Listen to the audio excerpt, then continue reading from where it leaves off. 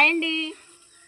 గింజలు పెట్టే అన్న ప్రార్థన చేసుకుని గింజలు పెట్టండి అమ్మా అని ఈ స్వీట్లు చాక్లెట్లు తీసుకొచ్చి ఇచ్చాడండి మాకు. సుజాత ఇంకా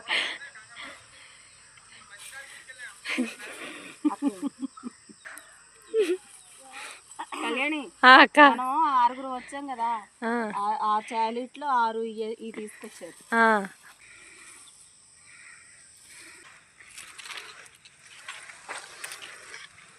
రైతన్న వ్యవసాయం చేస్తున్నాడంటే దేవుడి మీద భారం వేసే కదండి.